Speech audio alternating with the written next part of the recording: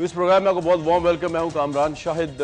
आज के इस प्रोग्राम में बेसिकली हमारे इस प्रोग्राम ने पहली दफ़ा ये बुनियाद रखी कि MQM जो पाकिस्तान की एक अहम तरीन पार्टी है, उनको भी ऑडियंस के सामने 90 में नहीं, कराची में नहीं, खैर पख्तूनख्वा में नहीं, बल्कि पंजाब में, लाहौर में, जहां वो सियासत कर भी रहे हैं, करना भी चाहते हैं और वफाकी पार्टी बनना भी चाहते हैं इस लिहाज से क्योंकि यहाँ पे सीट्स हों। हमने पहली मरतबा हैदराबाद रिजवी साहब को, फिर मुस्तफा कमाल साहब को बुलाकर ये ट्रेंड रखा कि MQM को पंजाब में बुलाया जाए और यहाँ की यूथ के सामने जवाबदेह किया जाए। आज हमारे लिए प्रिविलेज है कि MQM के पाकिस्तान में सबसे बड़े रहनुमा रोहन रवा हैं, फारूक सत्तार साहब हमारे साथ मौजूद है, किसी तारुफ के मोहताज नहीं। Very warm welcome to him. बहुत शुक्रिया, थैंक यू वेरी मच।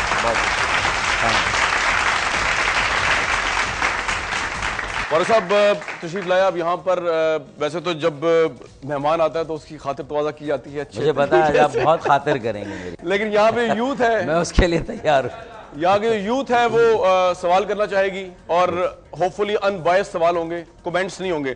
सबसे पहले तो मेरा एक सवाल है, उसका जवाब दे दीजिए कि मुझे आपकी पॉलिटिक्स में कुछ चीज़ें तो बहुत अच्छी लगती हैं। मिडिल क्लास की आप बात करते हैं और मिडिल क्लास के नॉन एंटिटीज़ को आप इलेक्ट करके इस मुकाम तक पहुँचाते हैं जहाँ आप बैठे हुए हैं इस वक्त।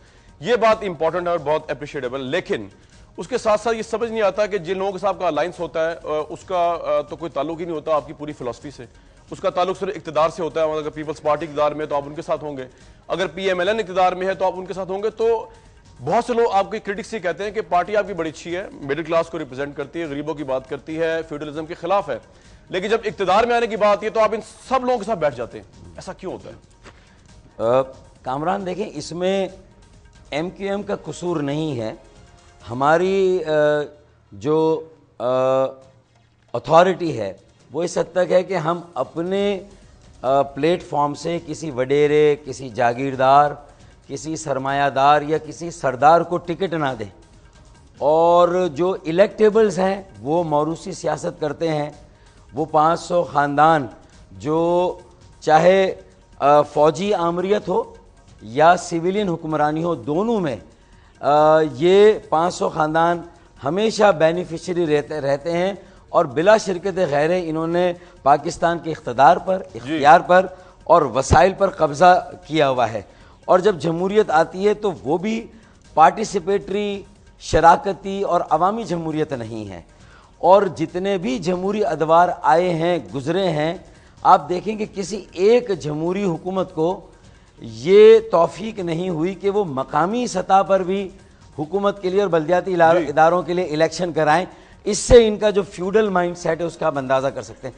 तो देखिए, ये अगर पाकिस्तान के अवाम कराची और हैदराबाद या सिंध के चंद शहरों को छोड़कर इन्हीं वडेरों, जागीरदारों, सरदारों, सरमायादारों, 500 ख़ानदान से ताल्लुक़ रखने वाले लोगों को ही इलेक्ट करेंगे, जो इलेक्टेबल्स हैं, और इलेक्टर्स जो है वो इलेक्टर्स ही रहेंगे, वो वोट ही देते रहेंगे, तो फिर मुझे जमहूरियत की गाड़ी को आगे चलाने के लिए, चाहे मैं ऑपोजिशन में जाऊं, तो ये जरूरी है आपके लिए, तो मुझे ऑपोजिशन में भी उन वडेरों, जागीरदारों की जमातों से अलायंस करना है, और मैं हुकूमत में जाऊं तो हुकूमत में भी मुझे अलायंस करना। तो फारूक साहब, जब पाकिस्तान की मेजॉरिटी वडेरों को, जागीरदारों को, बड़े बड़े लोगों को वोट देती है, तो आप भी मान लें कि यही पाकिस्तान की मेजॉरिटी चाहती है, तो उसमें आपको एतराज क्या है फिर? नहीं, मैं इसलिए नहीं मानूंगा कि मुझे पता है कि पाकिस्तान के आम आवाम चाहते नहीं है, वो मजबूर हैं। अच्छा, चाहे शायद उनका रोजगार, उनकी अपनी जो इंटेग्रिटी है या जो उनकी ज़िंदगी के मामलात हैं, वो इस तरह से उन्हें यरगमाल बना दिया गया है, शिकंजे में जकड़ दिया गया है 65 सालों से, कि एक आम किसान और ज़मींदार और एक दही बेटी और बहन इस पोजीशन में नहीं है कि वो अपनी मर्जी से फैसला कर सके। उसके पास कोई ऑल्टरनेट नहीं, बड़ा वडेरा या छोटा वडेरा। ये 70% पाकिस्तान की मैं बात कर रहा हूँ। लेकिन अगर अब जो पाकिस्तान के अवाम बहुत खुलकर ये कह रहे हैं, दही इलाकों में भी ये कह रहे हैं कि हमारे माशी बदहाली मुल्क का सबसे संगीन मसला बन गया है, इंतहा पसंदी, दहशत गर्दी दूसरा बड़ा मसला है, तीसरा मसला बलूचिस्तान का, चौथा मसला बदअमनी का मसला है। तो अब लोगों में ये शऊर आ रहा है और ऐसा लग रहा है कि वो कह रहे हैं कि अब मुतवस्सत और गरीब तबके का इनकलाब आना चाहिए। अगर पाकिस्तान के ऐवानों, मुंतखब ऐवानों में एक मुतवस्सत और गरीब तबके के लोग नहीं आएंगे मेजॉरिटी में, तो पाकिस्तान के आइन में वो तरमीम नहीं होंगी, पाकिस्तान की पॉलिसियों में वो तब्दीली फिर आप नहीं अपने आप को तो इमरान खान साहब की पार्टी ज्यादा करीब समझते होंगे मेरा ख्याल। देखिए, नेचुरली अगर इसका यही परसेप्शन बन रहा है जो आप कह रहे हैं, लेकिन वो अपने आप को दूर समझते हैं। आपसे मैं आपका पूछ रहा हूँ, आप करीब समझते होंगे? नहीं, मैं इसलिए करीब समझता हूँ कि मैं तो पीपल्स पार्टी के उन कारकुनों से भी अपने आप को रिलेट करता हूँ जो जुल्फकार अली भुट्टो शहीद की उस पॉलिसी पर आज भी कारबंद है। अब मेरा आपसे आखिरी सवाल, मैं तो उनको भी, मैं PMLN के उन कारकुनों को भी खराज तहसीन पेश करता हूँ जो गलियों महलों में जलसे करते हैं, दरियां बिछाते हैं, कुर्सियां बिछाते हैं, स्टेज सजाते हैं, लेकिन वो खुद कभी इलेक्टेबल नहीं बन सकते। उनके तकदीर में हमेशा इलेक्टेबल्स ही इलेक्टर्स ही बनना रहेगा। ये बड़ा अच्छा पॉइंट आपका। अब मेरा इसमें ज़िम्मन आखिरी सवाल, इस रिवायत को तोड़ा, एक आखिरी सवाल है, और अगर इमरान खान साहब या तहरीक इंसाफ जनाब अगर ये कर सकते हैं और वो कंप्रोमाइज नहीं करते बड़े वडेरों के साथ, जागीरदारों के साथ, इलेक्टेबल्स के साथ, बड़े नामों के साथ, तो मैं समझता हूं कि फिर पाकिस्तान में एक तब्दीली का इम्कान मुझे नजर आ रहा है। ये आपका जवाब आ गया कॉम्प्रिहेंसिव। फारूक साहब, बस आखिरी बड़ा सीरियस सवाल है, उसको मजाक में ना लीजिएगा। जरदारी साहब को कैसा पाया आपने 5 साल में? देखिए, जरदारी साहब, उनके बारे में ये था कि वो एक पॉलिटिशियन नहीं है, और ये तो कभी भी नहीं था उनके बारे में, वो तो पैदाइशी पॉलिटिशियन हाँ, पैदा होने से पहले भी थे।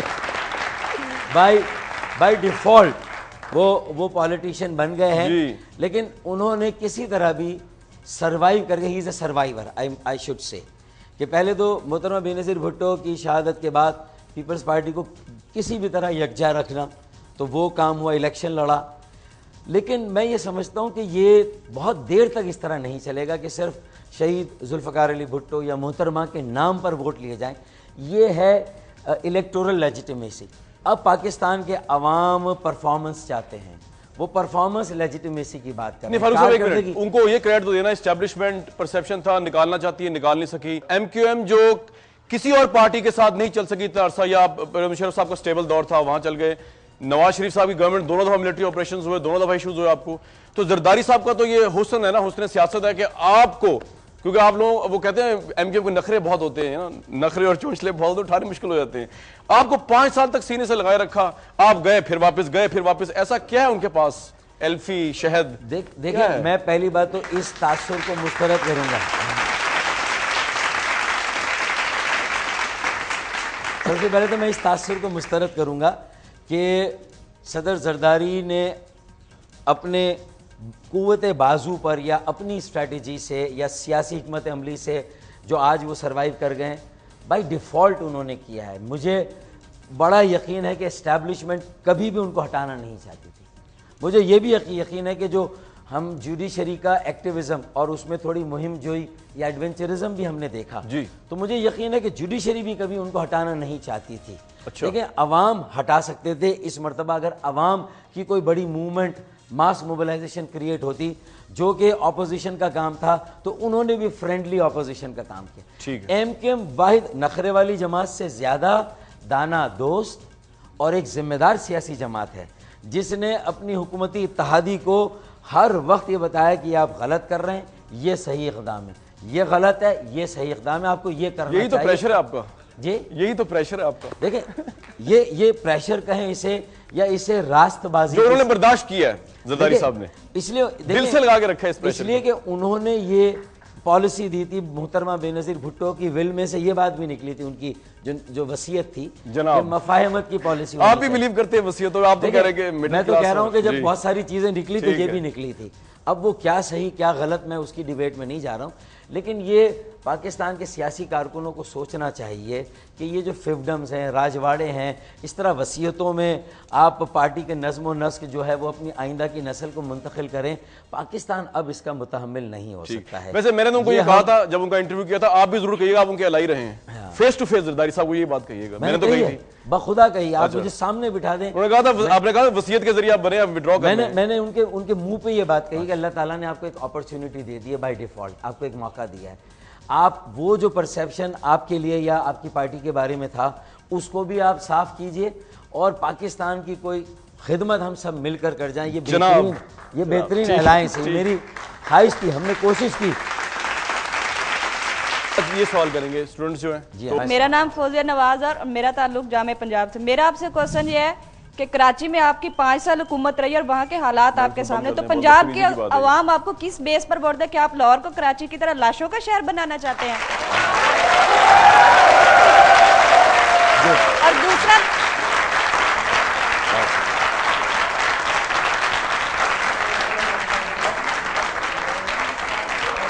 दूसरा मेरा क्वेश्चन ये है कि आपको टारगेट किलिंग का इल्जाम क्यों दिया जाता है? आज के अखबार में भी आया कि 116 अरेस्ट हुए हैं, जिसमें से 84 आपकी पार्टी से हैं। नहीं, बहुत ज्यादा हुए। आज के न्यूज़पेपर में आया है ज्यादा हुए। नहीं, ऐसा है क्यों? अच्छा, आप उनको जवाब देने देना, जवाब देने प्लीज। बात यह कि ये सारी बैटल ऑफ विट्स हैं, ये लड़ाई है, लेकिन ये दलाइल की लड़ाई है, ये मकालमे की लड़ाई है, ठीक है, ये बर्दाश्त और तहम्मुल की लड़ाई है, ये भाईचारे को फरोग देने की लड़ाई है, ये पाकिस्तान को 21वीं सदी में ले जाने की लड़ाई है जनाब। अच्छा, अब मैं आपके सवाल, टारगेट किलर्स मेजॉरिटी आपके ये सवाल है जी। अच्छा बीबी, मुझे सबसे पहले तो ये जो अखबार में खबर आई है ये आईजी सिंध से मंसूब है।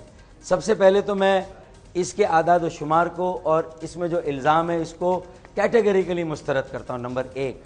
नंबर 2, मैं ये कहता हूँ कि इस मौके पर ये इस तरह की बात करना, जब हम सब इलेक्शन में जा रहे हैं, हमारी मकबूलियत में थोड़ा सा भी इजाफा होता है, हमारे पर काटे जाते हैं, हमारे खिलाफ इस तरह का गुमराहकुन प्रोपेगेंडा जो है वो अनलीश किया जाता है या फेंका जाता है, शुरू किया जाता है। ये उस प्रोपेगेंडे का हिस्सा है ताकि पंजाब की यूथ MQM की जो पॉजिटिव साइड है, बहुत स्ट्रॉन्ग मिडिल क्लास की, एक वर्किंग क्लास की, एक मौरूसी सियासत को ख़त्म करने की, जागीरदारों और वडेरों को ख़त्म करने की, आम लोगों को एम्पावर करने की, लोग उसकी तरफ तवज्जो देने की बजाय इस प्रोपेगेंडे की तरफ जो है फोकस हो जाएं और ये सवाल करें कि कराची में आप अमन कायम नहीं कर सके तो पंजाब के आवाम को आप क्या देंगे। और जो लाहौर का आपने सवाल किया कि क्या फिर आप लाहौर को भी लाशों का तोहफा देंगे, तो आप अपनी दानिश में ये तासुर आपका बिल्कुल सही है, लेकिन मैं आपको कहता हूँ कि perception is always stronger than reality.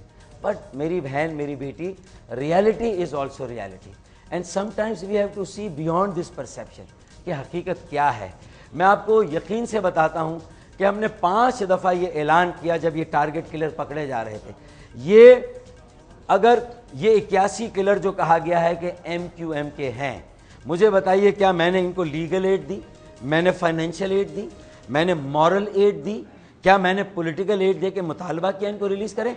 मेरी पॉलिसी ये थी, आप सुन लीजिए मेरी पॉलिसी क्या है कि zero tolerance for crime, violence and terrorism and indiscriminate action, बिला इम्तियाज कार्रवाई की जाए जराइम पेशा अनासिर के खिलाफ, तशद्दुद में जो लोग मुलव्वस हैं उनके खिलाफ, ठीक है, और जो दहशत गर्दी में मुलव्वस है उनके खिलाफ, चाहे दहशत गर्द मुजरिम तशद्दुद करने वाले का ताल्लुक किसी जमात से हो, कितना ही बड़ा फन्ने खान क्यों ना हो, अगर वो MQM से है तो उसे गिरफ्तार करें, PML-N से है तो गिरफ्तार करें, Q से है, तहरीक इंसाफ से, ANP से है या पीपल्स पार्टी से, उसे गिरफ्तार करें। हम तो खुद चाहते हैं कि ठीक है फारूक साहब, जवाब आ गया फिर नहीं, और फिर जी मेरा यह है कि आप जो मुझे कह रही, मैं जो मॉडल पंजाब और लाहौर के यूथ को दे रहा हूं वो है 33 साल में मुस्तफा कमाल को कराची की चाबी दी गई, 28 साल में मुझे कराची की चाबी दी गई थी।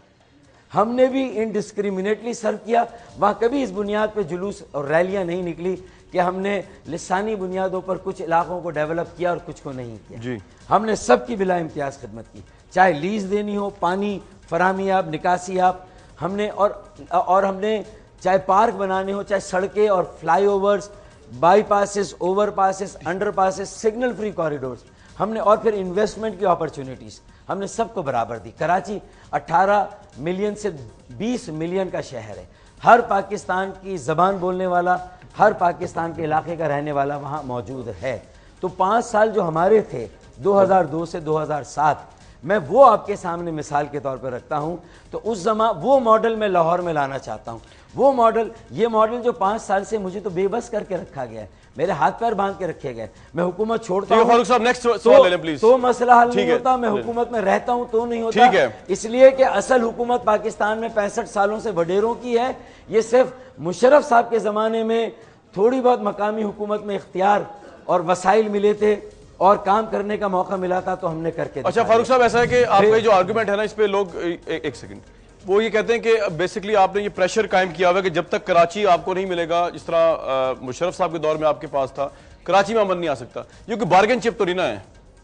देखें, ये नेचुरल सवाल है जो आप पूछ रहे हैं ये, लेकिन ये भी आप इस बात को देखें कि अगर हम अपोजिशन में हैं तो हम जो कोशिश कर सकते हैं कि कौमी एजेंडे पर पूरे पाकिस्तान को मुत्तफिक करें, चाहे बलूचिस्तान हो, चाहे कराची या कहीं का लॉ एंड ऑर्डर हो, या इकॉनमी हो जो बदहाल है इस वक्त, या ये है कि इंतहा पसंदी और दहशत गर्दी का रुझान हो। ये 4 चैलेंजेस हैं जो पाकिस्तान की बका और सलामती के लिए बड़ा चैलेंज बने हुए।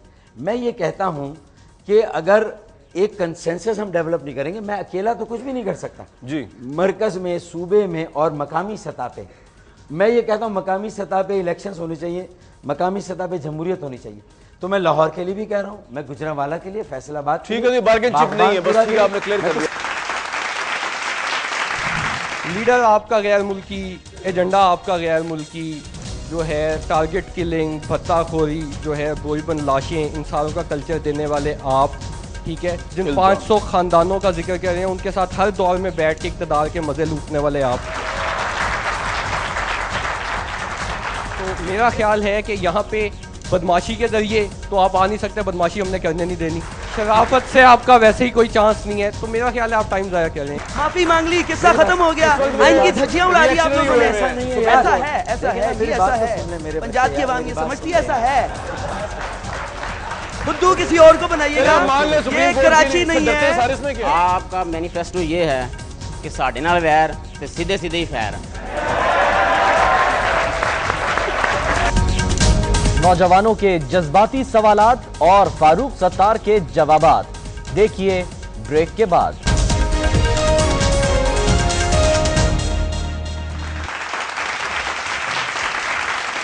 जी, नेक्स्ट क्वेश्चन प्लीज। फारूक साहब, सुनने में आ रहा है कि मुशर्रफ साहब भी आ रहे हैं, तो आप लोग शायद उनके लिए कोई कराची से कोई सीट वगैरह खाली करें और उन्हें कराची से इलेक्शन लड़वाने के इरादे में। तो क्या ये, एक तो ये इस बात की तस्दीक कर दीजिएगा, दूसरा क्या ये मुशर्रफ के उन एहसानों का बदला होगा जो उसने अपने 10 साल दौरे आमरीत पे MQM पे किए और आप लोगों पे किए?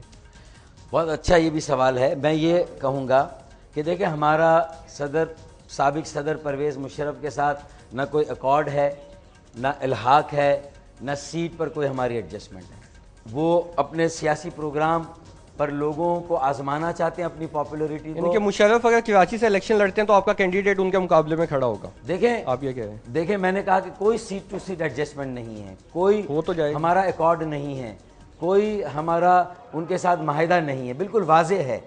और मेरी कोई पॉलिसी भी नहीं है कि मैं उनके साथ कोई माहिदा करूं। मैंने ये कहा है कि मैं किसी पार्टी के साथ अलायंस में इलेक्शन नहीं लड़ूंगा, मैंने कभी नहीं लड़ा। मैं सीट टू सीट एडजस्टमेंट हम ख्याल जमातों से और हम ख्याल लोगों अच्छा से फारूक साहब, एक PTI वाले भाई एक मिनट नाराज हो जाएंगे, लेकिन मुझे पूछना पड़ेगा आपसे। मेरे एक दोस्त है MQM में, उनका नाम तो मैं नहीं ले सकता, ऑब्वियसली सोर्स है।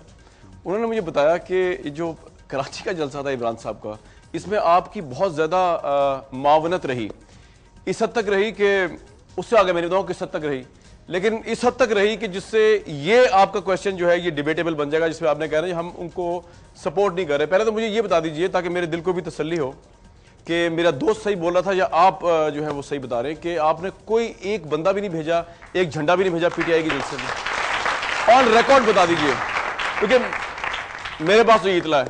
देखिए, हमारी ये ख्वाहिश है कि कराची में जो वहाँ की लिसानी इकाइयाँ, उनके दरमियान जो, ये जवाब नहीं मेरे सवाल मेरी का। बात जी, जी, इससे समझ आएगा, साजिश के जरिए जो तफर्रुका डालने की कोशिश हो रही है, हम उसको नाकाम बनाना चाहते हैं, बंदे बेच के। नंबर 2, जलसा कामयाब करके। नहीं, देखें, नंबर दो फिरका वाराना फसादात की जो लोग आग भड़काना चाहते हैं, उस साजिश को हम नाकाम करना चाहते हैं। ठीक है, वो तो अच्छी और बात उसके है। लिए अगर वहाँ कोई ऐसा फिनोमिना आता है जो लिसानियत से बालातर होकर, जो फिरका वारियत से बालातर होकर कराची में कोई ऐसा ऑल्टरनेट वहाँ पर पैदा करता है, तो हम उसको वेलकम करेंगे।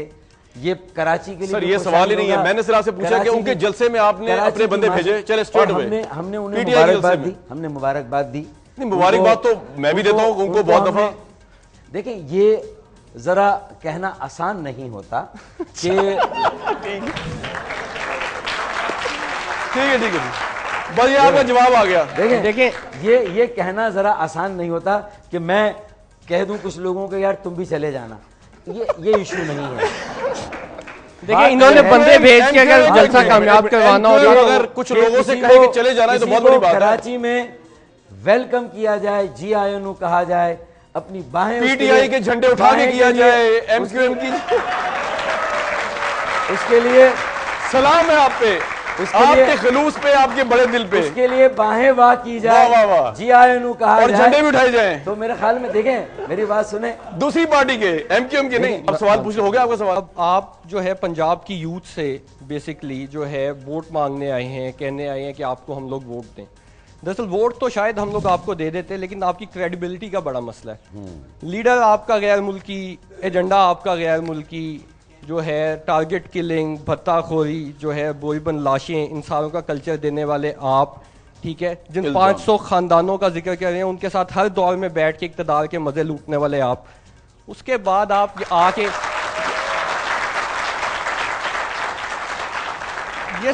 ये सारे तोहफे जो आप दे चुके हैं कराची वालों को, सिंध वालों को, अब वही आके आप हमें देने के लिए आए हैं और कहें कि जी हम आपको वोट करेंगे, आपको आजमा लें। तो मेरा ख्याल है कि यहाँ पे बदमाशी के जरिए तो आप आ नहीं सकते, बदमाशी हमने करने नहीं देनी, ठीक है। शराफत से आपका वैसे ही कोई चांस नहीं है, तो मेरा ख्याल है आप टाइम ज़ाया कर रहे हैं यार। कमेंट है, सवाल नहीं हुआ आपका। देखें मेरे भाई, ये सारा उस गुमराहकुन प्रोपेगेंडे का असर है जिसके तहत आपने ये सारे सवालात के, बल्कि इल्ज़ामात लगाए और कोई एक इल्ज़ाम नहीं जो साबित हुआ हो। मैं फ्यूडलिज्म ख़त्म करने की बात करता हूँ। अगर अमेरिका का ये एजेंडा है और वो डिक्टेशन दे रहा है पाकिस्तान को, तो ये पाकिस्तान को फ़ौरन इख्तियार कर लेना चाहिए। अगर मैं इंतहा पसंदी, दहशतगर्दी, फ़िरका वाराना जो हम आहंगी के ख़िलाफ़ साजिश है उसको नाकाम बनाने की बात कर रहा हूँ, अगर ये बैरूनी एजेंडा है तो फिर मैं समझता हूँ कि इस एजेंडे को फ़ौरन हमें इख्तियार कर लेना चाहिए। अगर गुर्बत, महंगाई, बेरोज़गारी ख़त्म करने, यूथ को एम्पावर करने, ख़वातीन को एम्पावर करने, गैर मुस्लिमों को एम्पावर करने, पाकिस्तान की फ़ैसला साजी और पॉलिसी साजी में पाकिस्तान के मुतवसत गरीब तबके को साथ ले चलने का ये एजेंडा अगर बैरून गैर मुल्की है तो मेरे ख्याल में ये हमारे बहुत काम का एजेंडा, हमें इसे फ़ौरन इख्तियार कर लेना चाहिए। सिर्फ लीडर के बाहर रहने से अगर आप ये कह दें कि वो कोई बाहर का लीडर है तो ये बहरहाल आपकी राय है, मैं उसका एहतराम करता हूं। लेकिन नेक्स्ट क्वेश्चन ले लेते हैं। मैं ये कहना चाहूँगा मेरे भाई कि अगर ये सारी बातें अगर तुम्हारी मैं मान लूँ कि दुरुस्त हैं, और मैं पहली ख्वाहिश तो ये रख के आया हूँ कि मुझे वोट दें और यूथ मुझे सपोर्ट करें इस पाकिस्तान में एक बड़े इत्तेहाद के लिए, बड़ी तहरीक के लिए और एक बड़ी तंजीम कायम करने के लिए, जो इस मुल्क में अब कायद-ए-आज़म मोहम्मद अली जिन्ना का एक महज़ब, फलाही और शराकती अवामी जमहूरियत वाला पाकिस्तान कायम करे। ये मेरी ख्वाहिश है। अगर मेरी इस ख्वाहिश को समझते हैं और मैं सियासी जद्दोजहद के साथ आया हूँ, अपने सियासी जमहूरी जो क्रेडेंशियल्स हैं उनको साथ लेकर आया हूँ जी, और अवाम की खिदमत का एक मॉडल 2002 और 2007 के बीच में जब मुझे मौका मिला वो मैं लेकर आया हूँ। उसके बावजूद भी अगर आप उसको पसंद नहीं करते, ठीक है, उसको मुस्तरद करते हैं और उसी प्रोपेगेंडे के तहत आप मुझे वोट नहीं देना चाहते, बेशक ना दें, तो इनकी राय है ना। हाँ, लेकिन मेरी एक बात को जरूर इख्तियार कर लें, वो पंजाब के लिए भी फायदेमंद है, पाकिस्तान के लिए भी, कि बड़े फ्यूडलिज्म कैसे खत्म होगा, कम से कम वो मेरा फार्मूला आप इख्तियार कर लें। ठीक है, टैक्स रिफॉर्म्स कैसे मेरा सवाल है, कम से कम ये इख्तियार कर लें। Middle class, working class empower कैसे होगी, ऐसे आदमी को वोट दें जो अपने पल्ले से एक पैसा खर्च ना करें। मसला सारा क्या है कि 4 करोड़ खर्च करता है एमपीए का कैंडिडेट, 8 करोड़ रुपए खर्च करता है एमएनए का कैंडिडेट। 90% जो 4 करोड़ खर्च करता है वो 8 करोड़ बनाता है, जो 8 करोड़ खर्च करता है वो 16 करोड़ बनाता है। सियासत को तिजारत बना दिया। पहली ख्वाहिश मेरी है कि एमक्यूएम को ज्वाइन करें और एमक्यूएम को वोट दें। अगर आप समझते हैं कि इतना कन्फ्यूजन है तो फिर मैं आपको ये कहता हूं कि फिर अपनी जिम्मेदारी को पूरा करें और अपना वो किरदार अदा करें पंजाब के तालीमी इदारों में कि जिसके ज़रिए से एक ऐसा इनकलाब आए कि आप जैसे लोगों में से कोई आदमी जो इलेक्टर है, वोट देता है, वो इलेक्टेबल बने, वो असेंबली में पहुंचे। मेरे लिए ये तब्दीली शायद ये पाकिस्तान बहुत बड़ी तब्दीली हो गई है पाकिस्तानी तारीख में। अब नेक्स्ट सवाल लेंगे हम इनसे। जी, तारिक खटक मेरा नाम है, पंजाब यूनिवर्सिटी से मेरा ताल्लुक है। सबसे पहले आपको पंजाब आमद पर खुशामदीद कहूँगा। थैंक यू पंजाब की आवाम से। अच्छा, सवाल मेरा ये है कि पिछले दिनों जब हमने देखा सुप्रीम कोर्ट ऑफ पाकिस्तान की तरफ से कराची में हल्का बंदियों के लिए एक फैसला आया, आप लोगों ने उसकी शदीद मुखालफत की, ना सिर्फ शदीद मुखालफत की बल्कि उस सिलसिले में आप लोगों ने जलसे भी मुनक्किद किए और सुप्रीम कोर्ट ऑफ पाकिस्तान आला अदलिया के खिलाफ आप लोगों ने तकारीर की। क्या आइन से आप बालातर हैं?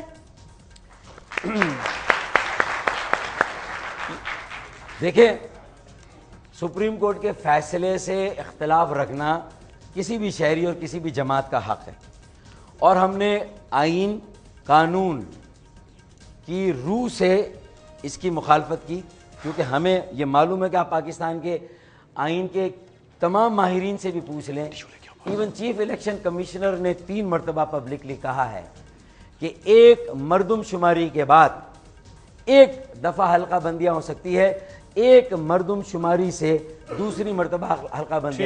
अगर आपका मुतालबा दुरुस्त था तो फिर माफी क्यों मांगी गई सुप्रीम कोर्ट ऑफ पाकिस्तान से? नहीं, वो माफी मांगी गई थी। देखिए, वो माफी हम इकरार करते हैं, हमने छुपाया नहीं। वो माफी मांगी गई थी कि उसूली इख्तलाफ, आईनी इख्तलाफ, कानूनी इख्तलाफ, इसका मतलब आपने गलती की थी। गलती तो सुप्रीम कोर्ट से माफी मांग लेनी चाहिए, वरना टांग देती है सुप्रीम कोर्ट। नहीं, ये क्या बात हुई? माफी मांग ली, किस्सा खत्म हो गया, आइन की धज्जियां उड़ा दी आप लोगों ने। ऐसा नहीं है, ऐसा है, ऐसा है जी, ऐसा है। पंजाब की आवाम ये समझती है ऐसा है। खुद्दू किसी और को बनाइएगा। ये कराची नहीं है, ये कराची नहीं है, यहाँ पर जमहूरियत है। डरते सर, अरे मेरी बात सुनो यार, हमने माफी मांगी जो हमारे रिमार्क्स आइन, कानून और उसूली इख्तलाफ से हटके थे, जो फरते जज्बातियत में हमारी तकारीर में ऐसे लफ्ज आ गया। इसका मतलब एमकेएम फरते जज्बात में आइन की भी धज्जियां उड़ा दिया करेगी। ऐसा वक्त आएगा तो यार क्या हो गया मेरे भाई, गुस्से में आ गए यार। भाई आइन की नहीं उड़ाई, बस कर दो, बस कर दो, बस। बात सुनो यार, आइन की नहीं उड़ाई, अच्छा नहीं उड़ाई। फारूक साहब बस ये हो गया सवाल। अच्छा भाई जवाब। और मेरे भाई बस, ये पीपल्स पार्टी के जो आपके साथ रहे हैं 5 साल, ऐसे बता रहा हूं। आपने बहुत खूबसूरती से इमाम खुमैनी और अल्ताफ भाई को मिला दिया। इमाम खुमैनी को ईरान, अमेरिका और इसराइल और पूरी सहूनी ताकत ने मिल के ईरान से बाहर फेंक दिया कि जाएं जी आप बाहर। अल्ताफ भाई तो बड़े आराम से 60 किलो का वजन लेके गए थे, 150 किलो का वजन। अच्छा एक बात, एक मिनट, ये पर्सनली माफ। अच्छा ठीक है, पर्सनली। अच्छा दूसरी बात, आपने कराची में एक सेक्ट जिसको वो कोई और 120 बक्से लेकर गया था जेल से, वो आप उससे रिलेट कर रहे हैं ये। अच्छा मेरा सवाल यार, सवाल आप शायद मिस्टेकन है, वो कोई और गया था। अल्ताफ भाई तो खाली हाथ गए थे। ये मुझे मैं बहुत इंपॉर्टेंट सवाल कर रहा हूँ, इसका जवाब चाहिए। हाँ बोले। कराची में आप एक शिया सेक्ट को तहफ़्फ़ुज़ात नहीं दे सके, कोई तहफ़्फ़ुज़ नहीं दे सके। अब्बास टाउन, अभी सैयद सिफ्ते जाफर का आपको वाक़या पता है हुआ है कराची में, 30 लाख से ज़्यादा रजिस्टर्ड वोटर वो क्लेम करते हैं। आपकी उनको कराची में तहफ़्फ़ुज़ात ना देने से मजलिस वहदत मुस्लिमीन ने वजूद लिया, जो अभी ब्रेकिंग न्यूज़ मैं आपको दे देता हूँ अभी, जिनका तहरीक इंसाफ से अलायंस होने जा रहा है। कहीं ऐसा तो नहीं है कि आपके यहाँ से कराची भी जा रहा है और आप लाहौर में एंट्री लेने आ रहे हैं? नहीं, ऐसा नहीं यार, वैसे ऐसा नहीं। हमारा यकीन हमारी अहलियत पर है, तुम्हारे पास आ रहा हूँ, हमारी खिदमत पर है, जो हमने खिदमत की आवाम की, हमारी परफॉर्मेंस पर है। हम सिर्फ नारों की सियासत नहीं करते हैं। जब हमें मौका मिला है, जो मजालिस मुहर्रम है, जो आज़ादारी है, वो तो हमारे अपने ईमान का हिस्सा है मेरे भाई। हमने तो कराची में 84 के बाद शिया सुन्नी फसादात को कहीं पर मौका नहीं दिया है। हमने हर साजिश को नाकाम बनाया है। मुझे यकीन है कि वहदतुल मुस्लिमीन कोयटा, हजारा टाउन में जरूर तहरीक इंसाफ को वोट दिला देगी, लेकिन कराची के जो मेरे अहले तशय्युद भाई हैं, वो कल भी एमक्यूएम के साथ थे, आज भी एमक्यूएम के साथ हैं, कल भी इंशाल्लाह एमक्यूएम के साथ। आपका मैनिफेस्टो ये है कि साढ़े नाल वैर ते सीधे सीधे ही फैर। बाहर से कोई लीडर आता है, साहब लोग वहाँ पे मीटिंग करते हैं अपनी, उधर से ऑर्डर आ जाते हैं इसके इनके जलसे में जाना है, और सारी रात आप टीवी पे दे रहे हैं जी जाना चाहिए जाना चाहिए जाना चाहिए। भाई बड़े दिल के लोग हैं, बड़े दिल है। अभी उसके बाद अभी आप घर पहुंचते हैं तो उधर से ऑर्डर आ जाता है नहीं जाना, तो फिर आप वापस आ जाते हैं टीवी पे, यार नहीं जाना चाहिए नहीं जाना चाहिए। नौजवानों के जज्बाती सवालात और फारूक सत्तार के जवाबात देखिए ब्रेक के बाद।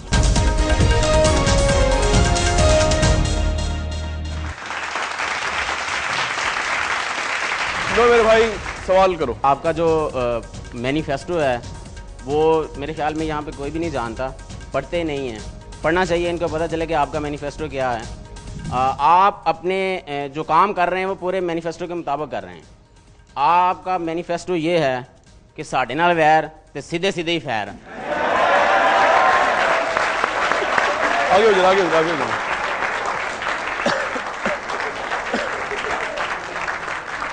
इसको एंजॉय करें आप, ये बच्चे हैं। तो सर आप इसको कंटिन्यू करेंगे, मेरी गल भी तो सुनोगे कि नहीं? कंटिन्यू करेंगे कि या इसमें मजीद चेंजेस करेंगे, क्या करेंगे? इसमें देखें ना, मेरा मसला है ना आपका मसला है, मसला पाकिस्तान का है।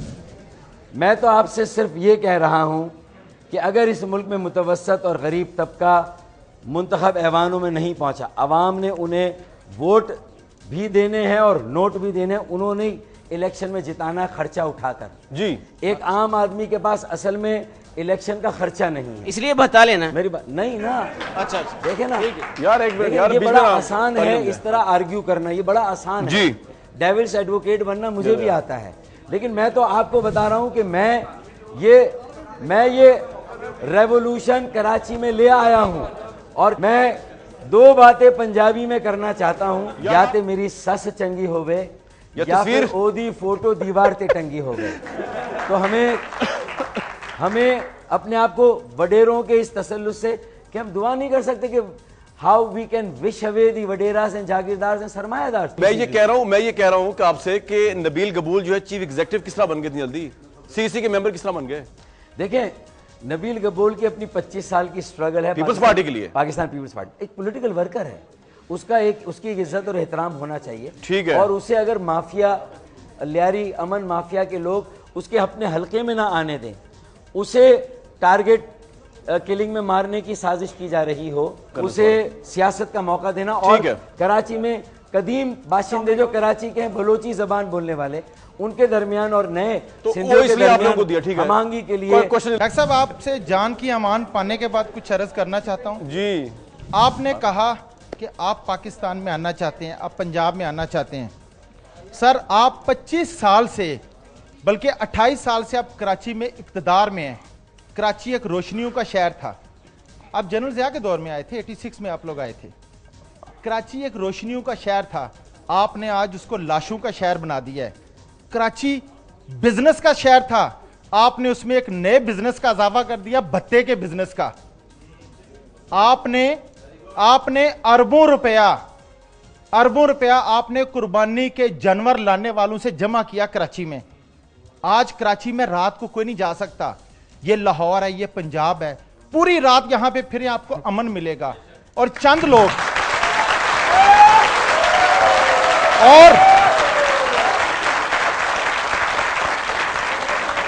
और सर और डॉक्टर साहब, अगर आप वो कल्चर चाहते हैं जो यहां पे पंजाब में, तो सॉरी, ये पंजाबी बड़ी जागी कौम है, ये आपको अलो नहीं करेंगे। और मैं आपको एक और बात बताना चाहता हूं, आपने अजमल पहाड़ी जैसे टारगेट किलर को क्यों प्रोटेक्शन दी, उसको क्यों अपने पास?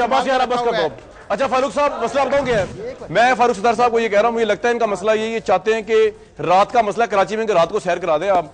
अमन अमान ये वहां से होके आए, मेरे ख्याल से निराश होके।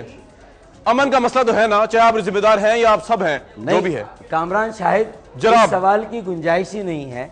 जब मैंने कहा कि मेरे पास इख्तियार था उन 5 सालों में, तो मेरी सलाहियतें, ठीक है, मेरी अहलियत, देखें एक आपका जवाब आ रहा है। जी, मेरी सलाहियतें, मेरी अहलियत और मेरी कारकर्दगी उन 5 सालों में एक मॉडल है जो मैं आपके सामने रख रहा हूं। ठीक है, अगर आप समझते हैं कि उस पर आप मुझे तोलना चाहते हैं तो फबेहा कि आप MQM को पंजाब में कबूल ना करें, वोट ना देना चाहें, ना दें। आप इतने ताबेदार हैं, मैंने ये आपसे पूछना है, अपने इतनी ताबेदारी कहाँ से सीखी कि जब बाहर से कोई लीडर आता है तो आप लोग वहाँ पे मीटिंग करते हैं अपनी, उधर से ऑर्डर आ जाते हैं इसके इनके जलसे में जाना है, और सारी रात आप टीवी पे दे रहे हैं जी जाना चाहिए जाना चाहिए जाना चाहिए। भाई बड़े दिल के लोग हैं, बड़े दिल है। अभी उसके बाद अभी आप घर जब पहुंचते हैं तो उधर से ऑर्डर आ जाता है नहीं जाना, तो फिर आप वापस आ जाते हैं टीवी पे, यार नहीं जाना चाहिए, नहीं जाना चाहिए।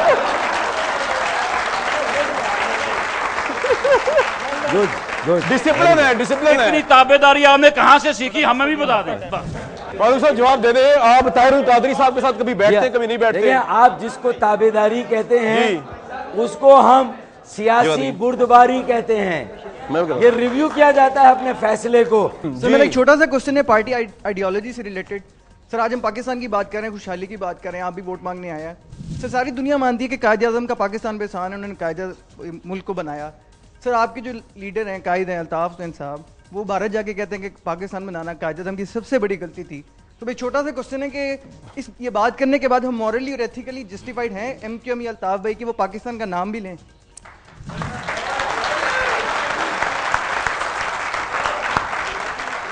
अल्ताफ हसन कुरैशी साहब के नवासे या पोते हैं, इनको इतना सॉलिड सवाल करना चाहिए और बहुत खुशी की बात है आपने सवाल किया। जनाब देखें, जो नज़रिया पाकिस्तान और जो पाकिस्तान के क़याम के मकासद हैं उससे तो कोई मुहिब वतन पाकिस्तानी इनकार कर ही नहीं सकता।